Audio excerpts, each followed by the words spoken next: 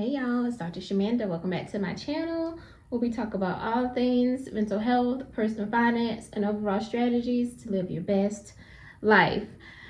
Okay, so I just checked my student loans. Now, this ain't the first time I checked. Listen, I'm not one of those people that don't know what's going on with their student loans.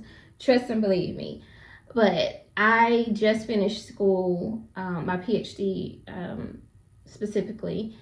And I finished up in December pretty early, like basically early before the quarter ended, technically. So technically my last school month was February. That's when the quarter ended. And if you know about student loans, things of that sort, after you finish your last class, that's when the grace period starts, right? The 6-month grace period. So my grace period started from February through, I guess, August now, right? So yeah, August. So I've been checking and trying to see like what will be my absolute final student loan payment. Now, of course, there's so many things going on with student loans right now. There was like an income-based program, there's like the standard program, the graduate program, all these different types of programs. And I may do a deep dive into what those means when we get to that part on my journey. But for now, I kind of just want to deal with the shock of what's happening right now in my world. Again, I'm not completely shocked. I knew it was going to be a large lump sum, but I didn't think it would be this much. Honestly, I was hoping that it would be like at least half of this amount, and then I could pay extra toward the principal. So in essence, I might be actually paying this amount, but half of that would actually be going toward principal. But instead, this is what's the total amount, and if I wanted to pay any extra toward principal, it's gonna be tight. So I don't know. I don't even want to think about that right now. I just want to really deal with the fact, like I said, just maybe an hour ago, I got an email from Nelnet saying check your account and all that kind of stuff. So every time they send me something, I check it. Again, I'm still technically in my grace period. So when I logged in, the last time I checked, it was like, it said like, it gave me like a $2,000 something balance or a payment amount. And it said it was going to start in August. Obviously, this is back in like February. And again, I've been checking. But the most recent time I checked, it actually said it was like 3 something. It's going to be $396. I was like, oh, wow, okay, interesting. Maybe some of them aren't counted. I don't know what that meant exactly, but some of them have like a 2026 due date. So I was kind of confused, but I was like, okay. But in my mind, I'm like, still be prepared for a $2,000 something payment, because something ain't right, and they got all this stuff going on. You never know. And keeping in mind, y'all know what's happening right now in the world. They just restarted where they can garnish your wages. So this ain't nothing to play with. So if you're watching this video right now, let this be your sign to check your student loan account, see when your due dates and come up with a payment plan ASAP. Contact your student loan servicer. Don't play around with those people. I'm actually a licensed therapist. I'm more of management right now, so I'm not practicing right now, but I want to always keep my licenses active. So the reason why I say that is because people are for the most part, only thinking about the fact that they may get their wages garnished. But I know I was told pretty early on that like they can, if you don't pay your student loans, they can actually suspend your licenses. I don't know. I know it's like your clinical license. Like if you're an RN or a nurse or something, they can suspend your license. And I'm sure, I'm a licensed therapist that practices in like mental health and addictions, they could suspend my license too if I'm not making my payments. So that's something to be aware of. We kind of think about just that money and garnishment, but what if your license gets suspended and you can't work anyway, right? So it ain't gonna be no check to garnish because you're not gonna be able to work. I know most employers are like, if you're not licensed, you can't practice. So, and for multiple reasons, right? So this is nothing to play with, y'all. And honestly, I don't mind sharing my journey. I don't mind being transparent. I'm not embarrassed about none of this. I know, actually somebody just told me recently that the amount of student loans they have, they only have a bachelor's. I think they have a master's degree, but they have just as much student loans as me, and I have a PhD. So I'm like, what in the world? And I'm not gonna share. If you stay with me on this journey, I'm gonna share in August when I start paying this. I'm gonna share with you guys my balance, but I'm not gonna share that today. Just know that if you read the title, I just found out that I have my payments beginning in August, when my grace period is up. I will have to pay $2,135 a month towards student loans. Y'all, that's crazy. Like, be for real. And I know people are over here freaking out about $1,000 payments, $500 payments, and I get it. Like, all of that's still a lie. It really is. But I'm over here looking at myself like, what in the world? My mortgage is like just a little bit more than that. So that's honestly enough to get a whole nother second house, you know? So I don't know. I'm going to be honest. Like, again, I found this out maybe an hour ago. I was literally down on the couch checking an email or whatever. And when I tell you it made me get up, it made me get up, because it just literally lit a fire under me. I'm like, okay, you can't play around with yourself. There ain't no time to play. You gotta use 2025 to clear all your debt. Now, if you know me, if you've been following this channel, you already know I'm already on a debt-free journey. I'm already on a journey toward financial freedom. I'm already focused on time freedom. So this ain't nothing new to me. But when I tell you this gave me an extra level of fire and focus and intention, extra, okay? Seriously. So just to show, I want to show you guys and tell you guys some things that I'm going to be putting in place so that I can make sure that when August, I think it's August 24th, rolls around, I can make these payments and I'm not super stressed out and overwhelmed. So I know that at the end of the day, I have to capitalize off of this time that I got right now. It is, at the time of this video, it is May 9th, like 7:30 at night, May 9th, right? So at the end of the day, I still have some months left, and I have some time to get some things done. And I'm gonna tell you what I'm gonna do, the mindset I'm gonna have, and things like that. So if you're on this journey, and if you have a few months before you gotta start, then you can use some of these strategies as well. Okay. All right. So the first thing I'm gonna take is, at the end of the day, I gotta increase my income, and it really is no way around that. Like, it's just what it is, y'all, and it's just really what I've been focused on anyway on my debt-free journey. Is you got to increase your income. It can't be about, oh, I don't have enough. Okay, we get that. So what you gonna do? You got to increase it.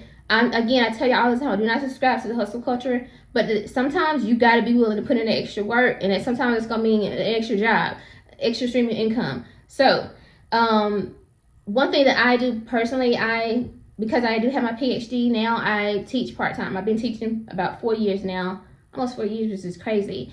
So I'm going to keep taking classes, you know, as they're available to me. I'm going to take them, and that actually earns me a good chunk of change every month. Like, honestly, like, I can't even lie.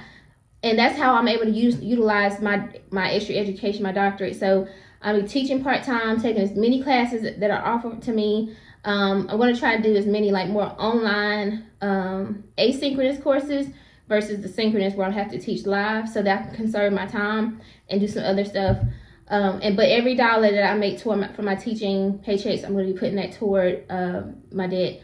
Another thing I'm going to be doing is I'm probably going to go back to therapy, practicing. And I know I told y'all I'm retired from therapy. I did. But, you know, at this point, baby, you got to use all your talents and skills, you know what I'm saying? And honestly, I'm not even going to lie, y'all, I missed it. And I've been meaning to tell y'all that anyway, if you've been following this journey. I didn't think I would, but yeah, it's been going on 6 months now that I've been full-time in management. And I miss therapy. I miss working directly with the patients and clients and helping them reach their goals. And so I'm thinking about that, and so I'm working on some things, putting some things in place. I have some opportunities already, so I know that I can either combine that with what I'm currently doing in management and or go full-time in more therapy stuff. So either way, I'm going to be doing that, and that will definitely increase my income for sure. And the third way is that I'm going to monetize the channel. I already told y'all, my movie stuff, my business, that's for going toward producing more films and projects. I'm not touching that type of stuff or those funds. But my YouTube channel, this right here is my way of giving back and serving by giving personal finance strategies and education and things like that.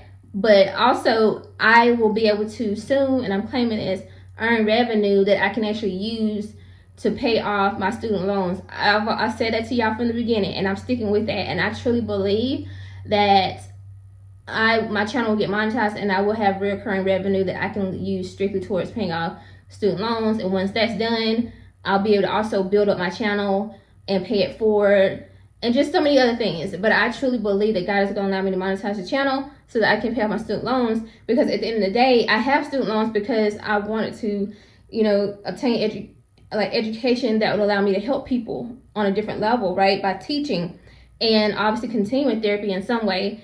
And so it's almost like, okay, because I'm giving this away for free, it'll come back to me and I can use it to pay off the education that I needed to be able to do this, if that makes sense, right? And to get to the doctoral level. The second thing I'm doing, so after I increase my income, I'm also going to be staying on a minimalist lifestyle. Now, if you follow me, you know that I have been on a new series about minimalist lifestyle, and I should probably shoot a video after this. But listen, the minimalist lifestyle is what you really have to take in order to really hit your goals when you're really focused and when you have these high debts, honestly, because you can't live this real luxurious lifestyle and pay off debt and all that stuff if you don't have like this huge income. So, and even if you did, like, having what Dave Ramsey calls having a large shovel gives you the opportunity to pay off your debt faster. So even, it doesn't matter if you make $1 million a year. If you're not using that money to pay off your debt, you're going to still be in debt 10 years from now. So at the end of the day, I'm going to stay on my minimalist lifestyle regardless, because I know I have all this money coming in. Think about it. I'm increasing my income. I'm going to have all this revenue coming in. If I don't do right, I could easily just be squandering that money and throwing it away. So I have to stay on my minimalist lifestyle. So that means for me, things like getting a mani, pedi, my hair done every 4 to 6 weeks. And some people, I know a lot of women who are like, oh, heck no, I'm getting my hair done every 2 weeks, or I'm getting my nails done every week, whatever. That stuff don't matter. Baby, I don't care about none of that, period. These are my natural nails, literally my real nails. I just get my cuticles done, whatever, and get a gel polish. That's simple. But this right here cost me $70. Like, I'm not doing it every week, baby. You can forget it. Like, and I don't like the extra long nails and stuff anyway. Like, none of that stuff matters to me. It really don't. Same thing with my toes. They look exactly like my nails, but they're my real toenails. Like, just gel polish. They're cute, dainty, whatever. But this whole thing, all of this cost me $70. So I'm not gonna be doing it every week, because that add up. That could go toward hang off something. So no. And then my hair, I'm very simple. This is my natural hair, by the way. I don't know if y'all know that or not, but this is my real hair. I just get a Dominican blowout, cost me about $60-$70. I do that once a month, literally. And in between, I wash my hair, keep it clean, things like that. So, like, listen, straight minimalist lifestyle. Y'all already know about the clothes. I got this shirt from Walmart for $3. Baby, I'm not playing with y'all. Please, like, anybody, because I already know the lifestyle I'm about to live, baby. Once I get this done, oh, y'all about to see me. I don't know if y'all know. I'm sure y'all know. Her name is Emma Greed. Cute, petite. She reminds me a lot of myself, my future self. She's like 42. She's not even that much older than me, but you know what I'm saying? Her style is so cute. She's so cute and dainty, and I'm 5'1". I'm small and tiny like her, petite like her. Baby, yes, that part. But she has like a $300-something million net worth. You know what I'm saying? And so that's what I'm saying. Like, I already know my style, but I'm like, right now, I'm not on that level yet. So it's like, why try to live that fake luxury high-class lifestyle when that's not where I'm at yet? But baby, if I do right in this season and I steward this season, I can dress like that every day. I can have a stylist. I can have a personal makeup artist and hairstylist and just wardrobe stylist, everything. Like, I can have anything I want, but I gotta do right in this season. So I'm not trying to impress nobody. I don't care. And I personally think I look cute in the most basic, simple stuff. So there's that.